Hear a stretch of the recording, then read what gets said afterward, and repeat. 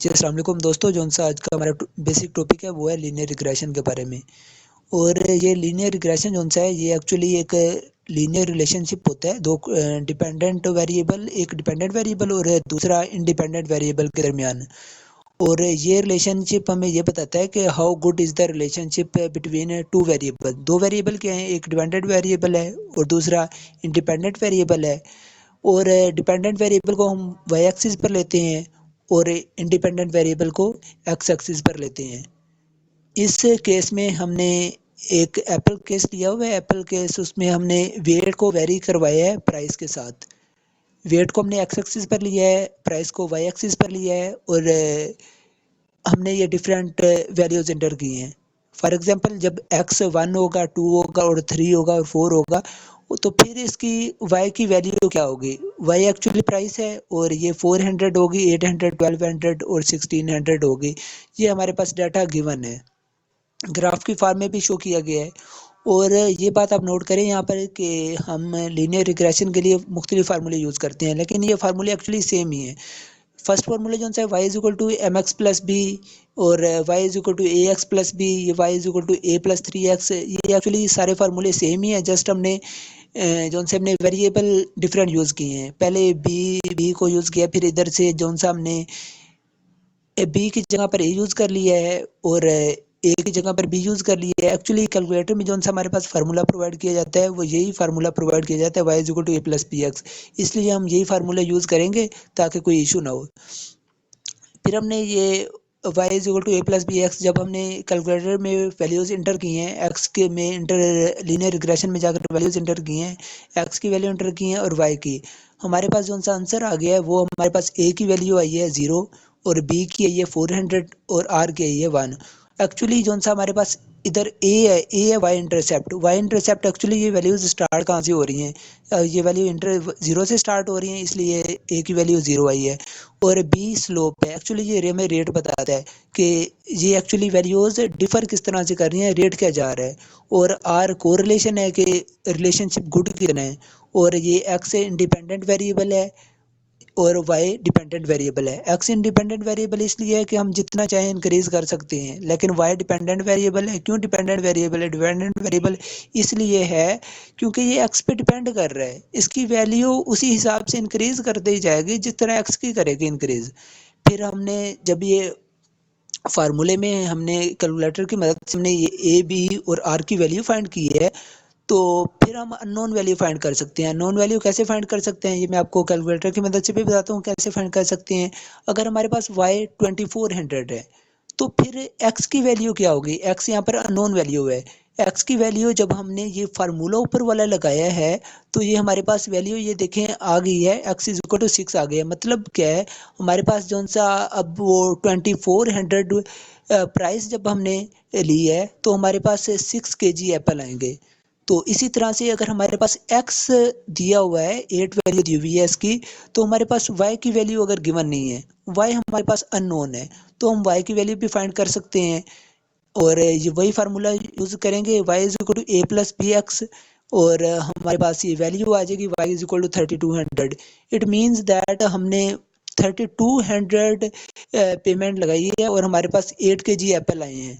अब मैं आपको बताता हूँ कि आप कैलकुलेटर की हेल्प से वो ये वैल्यूज सारी किस तरह से फाइंड कर सकते हैं।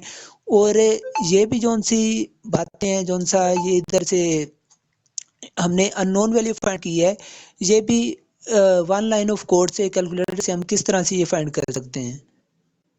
अगर आप इन सारी बातों को अंडरस्टैंड कर जाते हैं तो आप इजीली स्पेसिफिक ग्रेविटी और डेंसिटी के प्रॉब्लम इजीली सॉल्व कर सकते हैं और डेंसिटी इजीली फाइंड कर सकते हैं।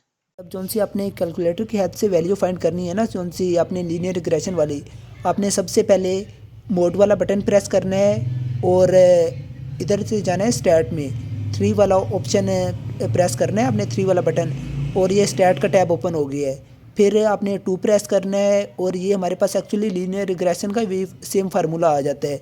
वही फार्मूला है y is equal to a plus b x, और जो सा हम जब हम 2 प्रेस करेंगे तो ये हमारे पास वही फार्मूला आ जाता है। इसमें हमने x और y की वैल्यू इंटर करनी है। x की जो सी हमारे पास ये सारी वैल्यूज़ हम इंटर कर देते हैं वन बाय वन।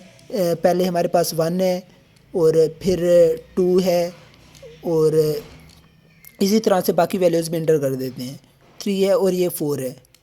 इसी तरह से जोन सी हमारे पास ये इसे शिफ्ट करेंगे वाई टैब की तरफ और वाई में हम अब वैल्यूज़ इंटर करेंगे। जोन सी वही है, वाई की वैल्यू जोन सी हमारे पास 400 से स्टार्ट हो रही हैं और इसी तरह से हम नेक्स्ट वैल्यूज़ इंटर कर देते हैं।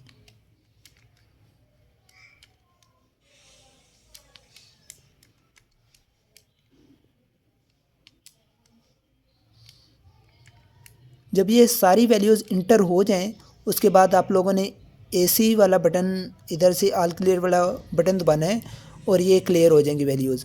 और फिर दोबारा अब जोन सी हमने ये वैल्यूज़ फाइंड करनी है, ए हो गया, बी और इसके अलावा वाई भी वैल्यू भी हम फाइंड कर सकते हैं।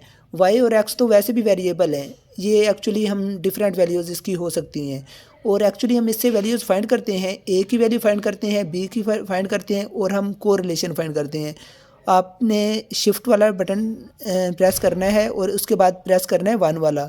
1 पे लिखा भी हुआ है, स्टार्ट का ऑप्शन लिखा हुआ है और इधर से आपने प्रेस करना है और इधर से फिर 5 वाला बटन प्रेस करना है, रिग्रेशन वाले टैब में चले जाना है। इधर से हम फाइंड कर सकते हैं। सबसे पहले हम 1 फाइंड करते हैं कि वाई इंटरसेप्ट क्या आता है। वाई इंटरसेप्ट हमारे पास 0 ही आ रहा है। एसी वाला बटन दोबारा दबाया और फिर जोन सा हमारे पास आ गया और रिग्रेशन वाले टैब में दोबारा गए और हम अब बी फाइंड कर रहे हैं। बी क्या है? बी जोन सा हमारे पास रेट है और एक्चुअली स्लोप है बी और बी हमारे पास आ गया 400 के हमारे पास रेट है 400 है। फिर हम शिफ्ट दोबारा प्रेस करेंगे और टैब दोबारा उस टैब में चले जाएंगे, 5 वाला बटन प्रेस करेंगे और हमारे पास अब ये आर आ गया कि रिलेशनशिप गुड कितना है।